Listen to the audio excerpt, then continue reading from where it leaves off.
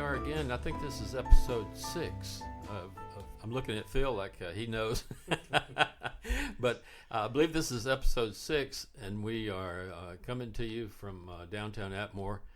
And I don't have my regular co-host with me this morning. I'm doing it alone.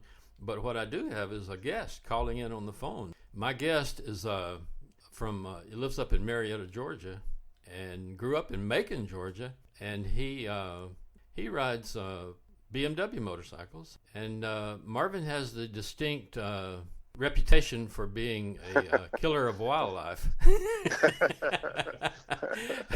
in our riding circles. But let me go ahead and introduce to you our friend Marvin Wilson. Go ahead, Marvin. Say something. Hey, Phil. How's everything going down there in the lower reaches of Alabama today? Well, it's nice and sunny today, but colder. I think it's probably cooler up there as well this morning. Yeah, definitely is. But I'm enjoying the sunshine. Boy, it just seems like it's rained forever up here. I could have canoed in the backyard the other day and made it over to several houses away. Well, I have Phil Mack here with us today, and he might interject something here too when he's got a question as we go along. All right. Now, I know you're riding a different bike than when I first met you some 20 years ago. I forget how long it's been, but we were both riding BMW 1150s then. Tell us a little bit about your history first. How did you come about liking motorcycle riding to begin with? And did you start as a kid? Yeah, like most people that are aging riders, I started out. I had bought for $100, I think, from somebody in Macon, a Kawasaki Trail Boss. It was a 2-stroke with non-street legal, but and I think it was a 100cc as well. And it had a dual range transmission on it, and you could switch that into a low setting for trail riding, pretty low geared really, and the upper gears for faster riding. And then from there, later on, when I got my driver's license, motorcycle license, I bought a Honda 250 Elsinore, another 2-stroke. This was a dual sport. The dirt track Elsinore was a pretty hot item at that time. But anyway, I bought that for $650, I believe, in about 1977 or 78. Huh. Phil's nodding over here like he remembers some of those names. I think it just brings back a lot of old memories. Yeah, sure. I just remembered my brother, older brother next to me, was mowing lawns with a guy during summer work, and he came across a Honda CB 160, I think it was, in somebody's backyard in a box, so literally in a box, and he got it from the guy and brought it home, and my dad, quite the mechanic, bought a manual, and we put that engine back together. I think we had to literally wait for parts to come over from Japan at times, but totally street bike. And my brother put some loud exhaust on it before all that stuff was popular, I guess. But anyway, I think you could hear him from a mile away coming home. But that's a pretty big bike for me at that time. I eventually was able to ride it on my tippy toes, but it was a fun ride as well. I can't remember the year of it. I'm thinking it was like a 68 or 69, something like that. Zoom ahead to a few years up here when I moved to Atlanta, Marietta area. I bought a Yamaha XT 350 from some guy that had a salvage title on it. I think he got it from an insurance company, and I enjoyed it for a while. It ran pretty good. It never was a sweet bike as far as, I think it's just the history of it just kind of wore into it. But used that as an excuse to buy my son a Honda Mini Trail 50, 86 model, I think it was, and got him that for Christmas one year. And so we tooled around on trail riding with those for a couple of years. Was that the Mini Trail 50? Was that the one with the little wheels, the smaller wheels? Yeah. Yeah, it was the tradition, the real original one, so to speak. The only thing about it, it was a newer model and didn't have the handlebars that swivel back and fold away. This was more like it had gold wheels on it Yeah. and a red tank. It's pretty nice looking bike. Had a blue seat, I think, as well. Well, let's fast forward here to your current era on the BMWs, Sure. and I'm interested in hearing your story about running over the wild animals. Well, I bought that bike, 1150 GS, from Atlanta BMW here in 2004. And I was familiar with the bike just by reading magazine articles and so forth. But just recently got divorced, and I thought that would be a perfect thing to take my mind off of a lot of other things. And silver with a red seat on it. Never would have imagined myself having a flashy red seat, but that seat became.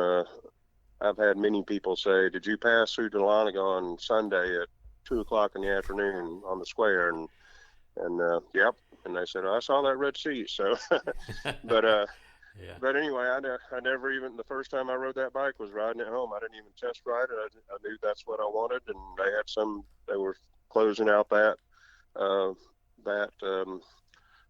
model and fixing to go to the 1200, I guess. And I got special financing and so forth, and rode that bike for 100,000 miles. So. Yeah.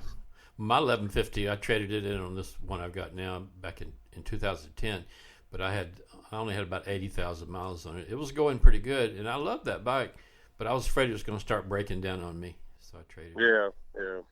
Well, at about 60, I think the only major problem I had with that bike really is the universal joint went out on the drive shaft coming back from Barber Motorsports Museum, and had to leave it by the road on I-20.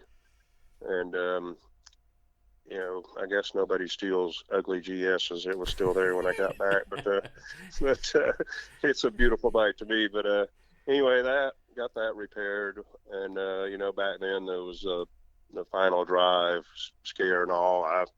I didn't know anybody that ever had a final drive problem. I never had a problem. But at about 60,000 miles, I was coming back. I think you and I had been to somewhere up there. I don't know if it was Hungry Mother or somewhere, but I was riding by myself, coming down through Silva, North Carolina. Yeah, I think that's the year I had to take my truck up there, and you came Oh, back. yeah. Yeah, I think you're right. Tooling along on the 4-lane, mile marker 90, and over in the northbound lanes, I see this little bear cub running across the road towards the center, and I'm slowing down, and he just keeps coming, and so I slow down more, and then he makes a U-turn and goes back the other way, and I think, okay, I'm good, and so I just kind of relax, and the next thing I know, he's at the guardrail, under the guardrail, and right into the side of my engine and the front wheel, and just jerked it, and the bike, I mean, it laid over. Just, you can't, it's faster than you can blink, and so you slid down. You went down, yeah. Yeah, so it slid down the pavement of, I don't know, I think later on looking at the GPS, I was going about 25 or 30 maybe when I actually went down, and there was a lady behind me in a car. She slowed, and two other cars actually slowed and blocked traffic, and as myself and the bike slid down the road independent of each other. And I remember, it happened so quick, Right. You could have your eyes open and probably not even remember what happened. But anyway, I've always been a proponent of wearing all the gear all the time, and at some point, I feel it wearing through somewhere. Those pads can't cover every part of your body, but we take a ribbon from these Harley guys about looking like Power Rangers. Yeah. Well, I do detest some of those suits. They look pretty ridiculous. Yeah. But anyway, back to the bear. Got the bike up. I don't remember if I picked it up. I think I may have, and rolled it over the side of the road. And the lady that was behind me pulled over and we chatted for a bit. Somebody local had called the sheriff, and I can't remember if an ambulance came by or not. I declined transport because I felt pretty good shape, and the lady gave me her business card. I asked her, did she see it? And she said, no, she had her eyes closed too.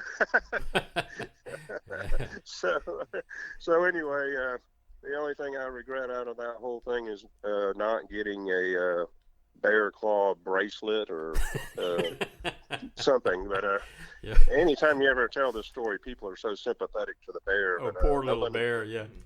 No one ever feels any sympathy towards me. But the sheriff came, made the report, and left. And the bike would start, and the steering was a little askew. One of the handlebars was bent a little bit. And I sat there by the road for quite a while, actually, waiting for the sheriff, and numerous motorcycles went by, and I waved that I was okay or whatever. I mean, I was standing upright, and but not. The little bear went to little bear heaven, I guess. Yeah, he did. I watched his last breaths as I muttered at him. But anyway, cute little bear. But I hate it happened to him. But I hate it happened to me as well. But anyway, numerous bikes went by, and the one that finally stopped was a Harley rider, and and he was the nicest fella. He was really, I don't know what Phil Mack there looks like, but this guy that stopped with me was what's that? I said it may have been him. Yeah, it could have been, but if his last name was Paris. But anyway, there's a lot of Paris people up there in that area, and he stopped, and he had some prescription medication like all Harley riders have, wink, wink. But anyway, it was ibuprofen or something. I don't know. It was in an unmarked container, so I just take it as word for it. But anyway, it was a high dosage or whatever, and he gave me that, and I flew all the way back to Marietta. No, not really. But, but I rode the bike back to Atlanta, and had the dealer look at it, and insurance paid for the repairs. They came very close to totaling it, which I didn't want to buy another bike and have to make payments, and they repaired it and got back on it and continued to ride up to 100,000 miles. I turned over 100,000 miles on that bike at Lake Marvin, appropriately, up near west of Calhoun, and took a picture of that. Never claimed it with the BMW people to get my certificate, but I've got a picture to prove it. But you did total that bike later on, right? Yeah, not too long after that. I think it was July 13. It wasn't a Friday, but it was July 13. Coming back from Macon, I'd been down to see my folks, and it was hotter than blue blazes, and humid and hot, and it was 6 o'clock in the afternoon or so, and I thought, I was on this back road down near Juliet, and I had just been through the four-way stop there where a sheriff was parked off to the side, and I kind of said to myself, I got to watch my speed, and just a couple of minutes later, I looked down. As I had that thought, I looked down at the speedometer, and I looked up, and there was a deer in my face. I don't know where he came from or what, but we did the tumble and roll thing again as fast as the previous time, and I whacked around, hit the pavement pretty good on that one. I may have even temporarily blacked out on that one. I don't know, but had a pain in my shoulder. It turned out to be dislocated arm, on left arm, I think it was. And anyway, people stopped again and helped me, and an ambulance did come, and they offered to transport me to Juliet Medical Center.